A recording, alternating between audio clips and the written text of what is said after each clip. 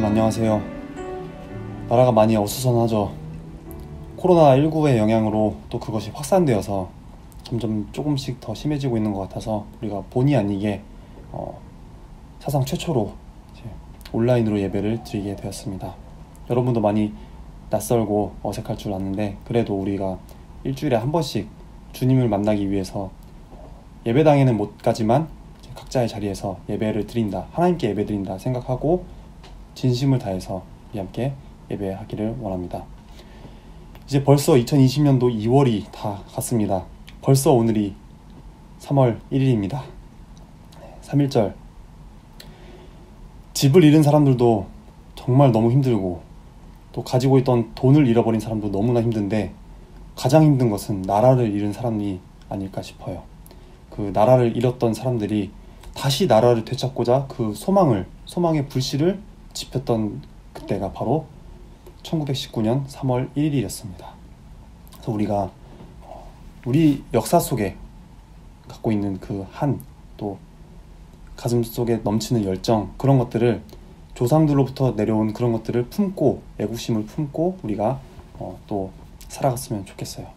네, 2020년 3월 1일 사순절 첫째 주일 예배를 시작하도록 하겠습니다. 함께 자리에 앉은 상태로 사도신경을 외움으로 우리의 신앙을 고백하겠습니다. 전능하사 천지를 만드신 하나님 아버지를 내가 믿사오며 그 외아들 우리 주 예수 그리스도를 믿사오니 이는 성령으로 잉태하사 동정녀 마리아에게 나시고 본디오 빌라도에게 고난을 받으사 십자가에 못 박혀 죽으시고 장사한 지 사흘 만에 죽은 자 가운데서 다시 살아나시며 하늘에 오르사 전능하신 하나님 우편에 앉아 계시다가 저리로서 산자와 죽은 자를 심판하러 오시리라. 성령을 믿사오며 거룩한 공회와 성도가 서로 교통하는 것과 죄를 사하여 주시는 것과 몸이 다시 사는 것과 영원히 사는 것을 믿사옵나이다. 아멘.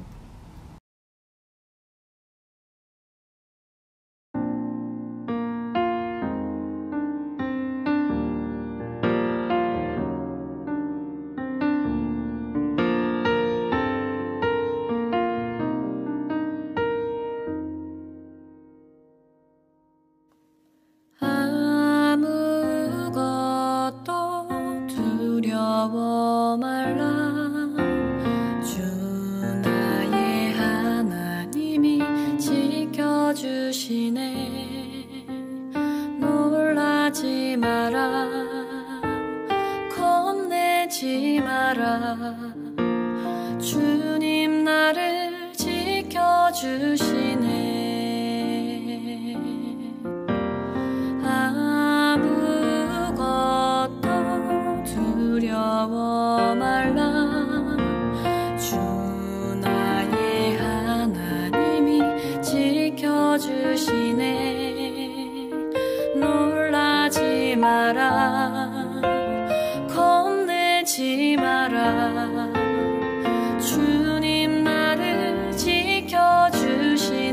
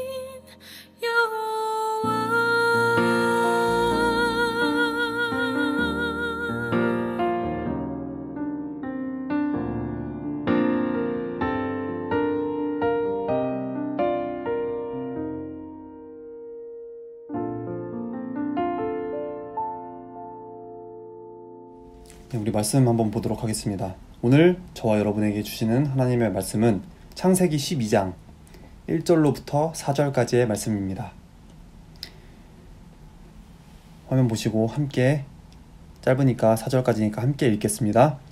여호와께서 아브람에게 이르시되 너는 너의 고향과 친척과 아버지의 집을 떠나 내가 내게 보여줄 땅으로 가라. 내가 너로 큰 민족을 이루고 내게 복을 주어 내 이름을 창대하게 하리니 너는 복이 될지라.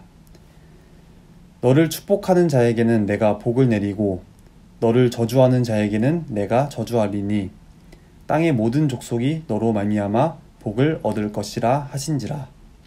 이에 아브람이 여호와의 말씀을 따라갔고 롯도 그와 함께 갔으며 아브람이 하란을 떠날 때에 75세였더라. 아멘. 말씀을 주신 하나님께 감사드립니다. 네, 이제 제가 기도하겠습니다. 다 눈을 감으시기 바랍니다.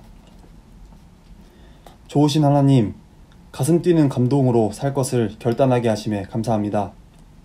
주님께서 선물로 주신 오늘, 하나님 마음에 드는 삶을 살기를 소원하며 나아갔습니다. 삶에 지친 피곤함을 지닌 채도 왔습니다. 사람에게 상처받고, 사람에게 속고, 사람 때문에 눈물 흘렸던 이들도 왔습니다. 일 때문에 고통스러운 이들도 왔습니다. 남모르게 힘든 이들도 있습니다. 하나님, 용서하심을 믿고 허물과 죄를 고백합니다. 모두에게 평안을 주시옵소서. 이 예배를 통해 믿음을 회복하고 소망을 든든히 하고 감사를 품고 가기 원합니다. 예배의 자리에 함께 있지 못한 이들을 위해서도 기도합니다. 그들도 하나님께 감동을 드리며 이웃을 감동시키는 삶이 되게 해 주시옵소서. 성령께서 이 예배를 주관하셔서 치료와 회복의 기쁨이 있게 하시고 감동을 회복하는 시간이 되게 해 주시옵소서. 거룩하신 예수 그리스도의 이름으로 기도드립니다. 아멘.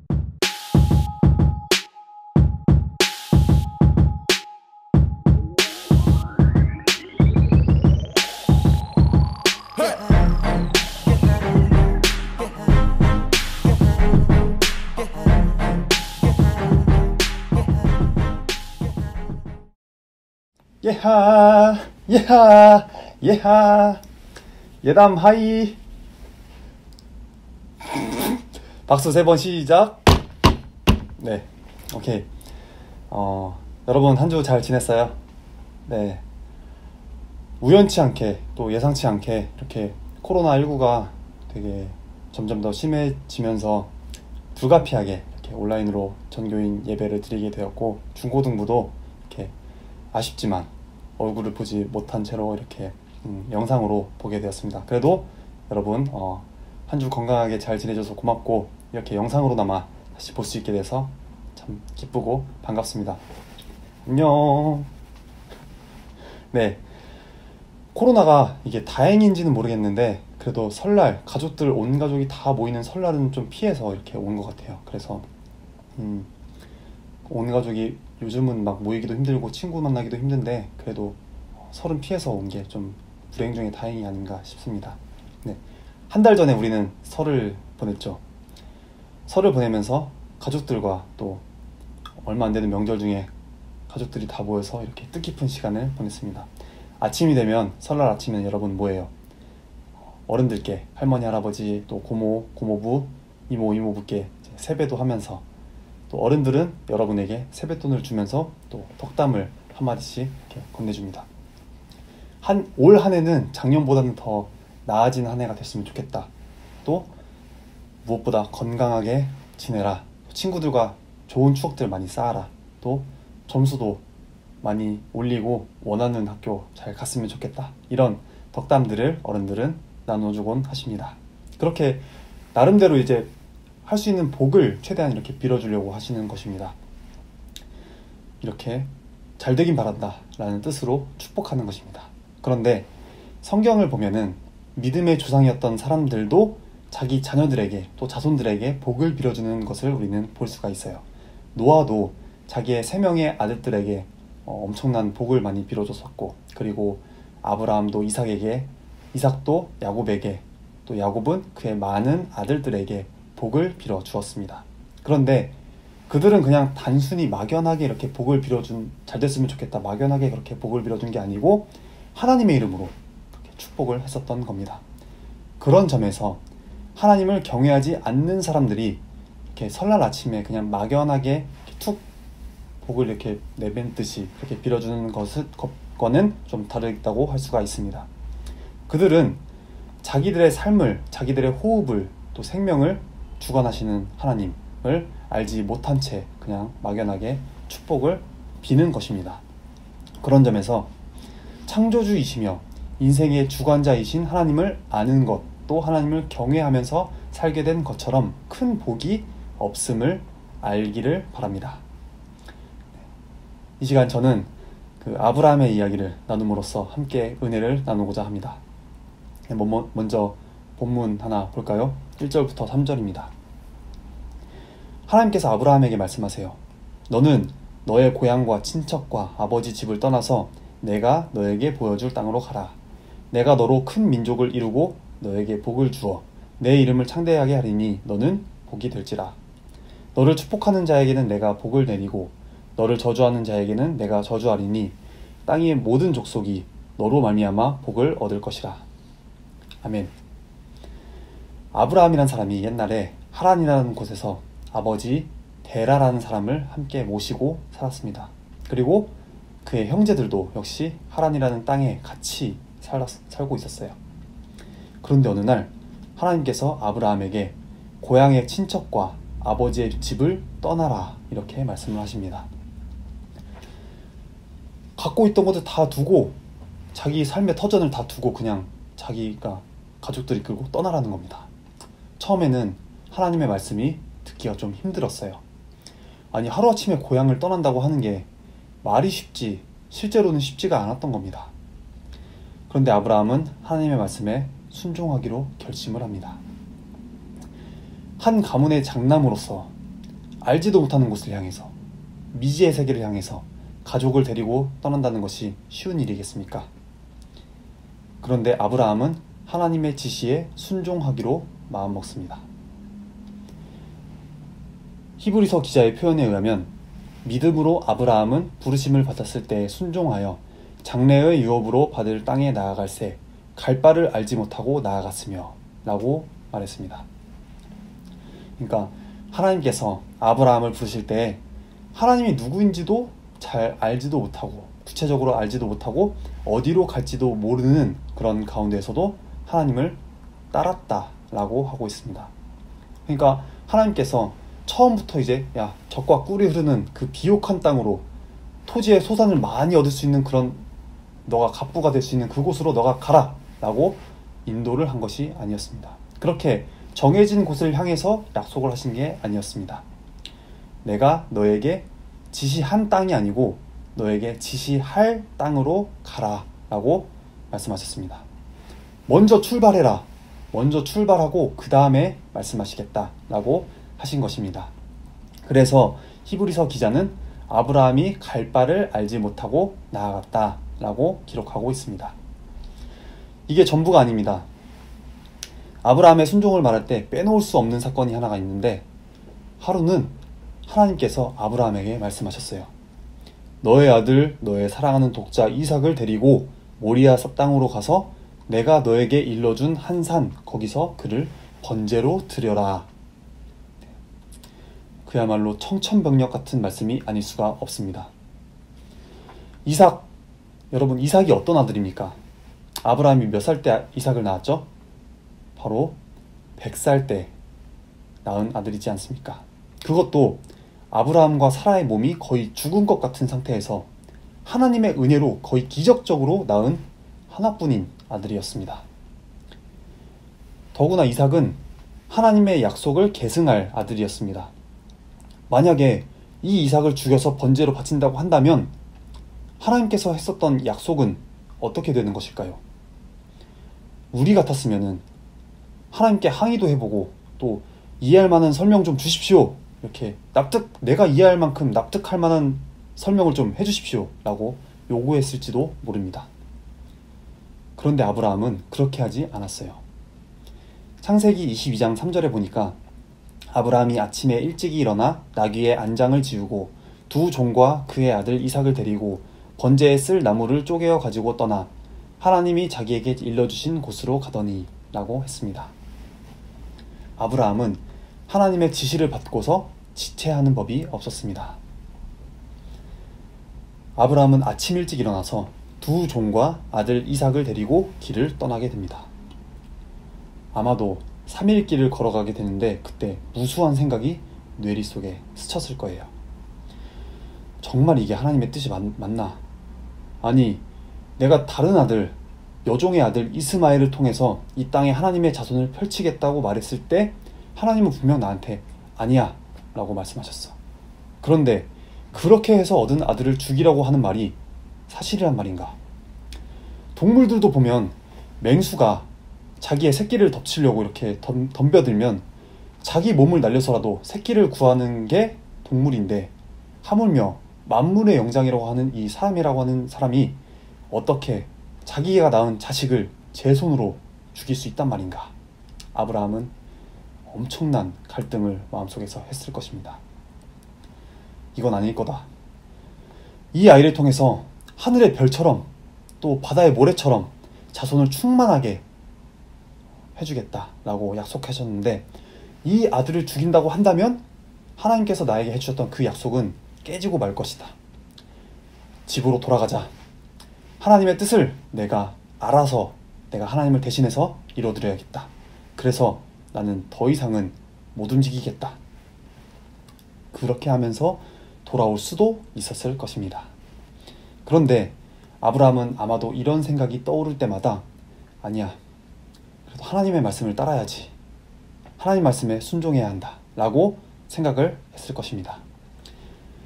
사실 아브라함의 삶에 있어서 이 3일 동안 모리아 산으로 가고 있는 이 3일의 시간은 그 아들 이삭은 이미 죽은 것과 다름이 없었을 것입니다.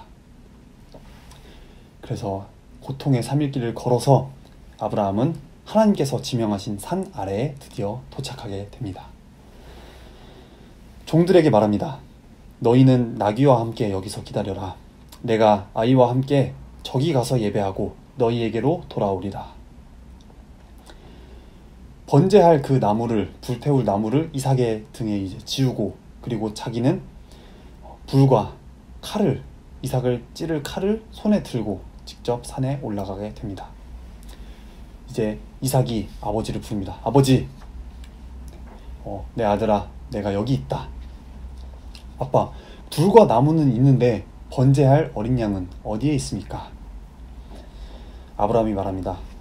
번제할 어린 양은 하나님께서 자기를 위해서 친히 알아서 준비해 놓으셨을 것이다. 드디어 하나님께서 아브라함에게 일러주셨던 그 산으로, 그곳에 이르게 됩니다. 아브라함은 그곳에 제단을 쌓고 나무를 버려놓고 아들 이삭을 묶어서 제단 나무 위에 놓고 손을 내밀어서 칼을 잡고 그 아들을 드디어 죽이려고 했습니다. 그 순간에 여호와의 사자가 하늘에서부터 그를 불렀습니다. 아브라함아, 아브라함아. 다급했겠죠. 아브라함아, 아브라함아. 내가 여기 있습니다. 사자가 말합니다. 그 아이에게 네 손을 대지 말아라. 그에게서 아무 일도 하지 말아라. 네가 네 아들, 네 하나뿐인 아들까지도 나에게 아끼지 않았으니 내가 이제서야 네가 하나님을 경외하는 줄을 알겠다 라고 했습니다. 아브라함이 눈을 들어서 살펴보니까 순양 한 마리가 뒤에 있는데 뿔이 수풀에 걸려 있어요. 그래서 가서 그 순양을 가져다가 아들을 대신해서 번제로 드렸습니다. 이 독자인 이삭, 하나뿐인 아들 이삭을 번제로 바친 이 일을 통해서 아브라함은 복의 근원으로서 자격을 온전히 인정받게 된 것입니다. 우리는 하나님의 말씀을 온전히 순종하지 않습니다. 나름대로 좀 할만한 거, 쉬운 것은 나름대로 좀 받아들인다고 순종한다고 하지만 좀만 어려운 게 오면은 미적거리거나 혹은 모른 척하는 것이 우리의 삶입니다. 그런데 그렇게 해서는 하나님의 복을 받지 못합니다. 우리가 순종하기 위해서는 정말 그에 맞는 결단이 필요한 것입니다. 때로는 우리가 손해를 볼 각오도 해야 합니다. 때로는 핍박도 받고 모진 비난도 받을 각오를 해야 합니다. 그런데 아무런 손해도 보고 싶지 않아 하고 손해보기 싫고 또 비난도 받지 않으려고 하다 보니까 내가 막상 순종하지 못하게 되는 것입니다. 하나님의 말씀을 따를 것이냐, 아니면 굳이 비난을 무릅쓰고 이렇게 어려운 일 하지 않고 현실적인 이익을 내가 택할 것이냐, 둘 중에 하나를 택해야 하는 것입니다. 아브라함이 하나님의 말씀을 온전히 순종한 것은 그가 하나님을 온전히 믿었기 때문에 가능했던 것입니다. 우리에게 믿음이 있어야 온전한 순종을 할 수가 있는 것입니다. 두 번째로, 아브라함은 예배 생활에 힘썼습니다. 오늘 본문에 보면 아브라함이 가나안에 들어와서 세겜 땅 모래 상수리 나무에 이르렀을 때 하나님께서 아브라함에게 나타나셔서 내가 이 땅을 너의 자손에게 주겠다 라고 하셨습니다. 그래서 아브라함이 하나님을 위해서 그곳에 단을 쌓았습니다. 제단이라고 하는 것은 뭐냐면 하나님을 만나는 장소입니다. 그리고 창세기 13장 18절 그리고 창세기 21장 33절에 보면 거기서 여호와를 위해 제단을 쌓았고 또 거기서 영원하신 여호와의 이름을 불렀다 라고 했습니다. 아브라함은 가는 곳마다 하나님을 위해서 제단을 쌓고 하나님의 이름을 불렀다는 것입니다. 이것은 아브라함이 하나님을 예배하는 삶을 살았다 라고 하는 것을 말해줍니다. 요즘 기독교인들 가운데 예배라고 하는 것, 예배의 중요성을 정말 잘 모르는 사람들이 적지 않은 것 같습니다. 그들은 예배라고 하는 것은 적당히 시간 봐가면서 시간적인 여유가 있을 때 그때 드리는 것이라고 생각합니다. 그래서 일상의 바쁜 일들을 다 하고 나서야 그래도 시간이 남으면 예배에 참석해야지 라고 생각을 합니다. 그러한 예배는 하나님께서 기쁘게 받으실까요? 아니겠죠. 우리에게 예배라고 하는 것은 모든 일에 우선하는 것이 되어야 하는 것입니다. 다른 일, 할 수 있는 것들 내가 다 하고 나서, 하고 싶은 일 다 하고 나서, 나한테 중요하다고 느껴지는 일들, 나름대로 그런 일들 다 하고 나서 나에게 남는 시간을 하나님께 드리는 것이 아니고 제일 먼저 하나님께 드릴 시간을 먼저 내어놓은 다음에 그 다음에 다른 일을 하는 것, 그것이 하나님을 경외하는 바른 태도라고 하는 것입니다. 이해가 되나요? 바르게 앉으세요. 박수 3번 시작! 네, 우리는 무엇보다도 아브라함처럼 예배의 성공자가 되어야 하는 것입니다. 예배가 우리 생활의 중심에 자리 잡아야 하는 것입니다. 사랑하는 여러분, 아브라함과 같이 하나님을 예배하는 생활을 힘쓰시기 바랍니다. 그리고 마지막으로 아브라함은 온전한 인내의 사람이었습니다. 인내 다 아시죠? 유명한 속담 중에도 인내는 쓰나 그 열매는 달다 라고 하는 격언이 있는데 그 격언은 만고의 진리라고 할 수가 있습니다. 신앙생활에 있어서도 마찬가지예요. 하나님을 우리가 잘 섬기려고 한다면, 잘 믿으려고 한다면 그에 따른 인내가 엄청나게 필요한 것을 우리는 겪게 됩니다. 진실한 믿음이라고 하는 것은 인내를 수반하는 것입니다. 마치 손바닥과 손등의 관계와 같이 믿음과 인내는 언제나 함께하는 것을 알 수가 있습니다.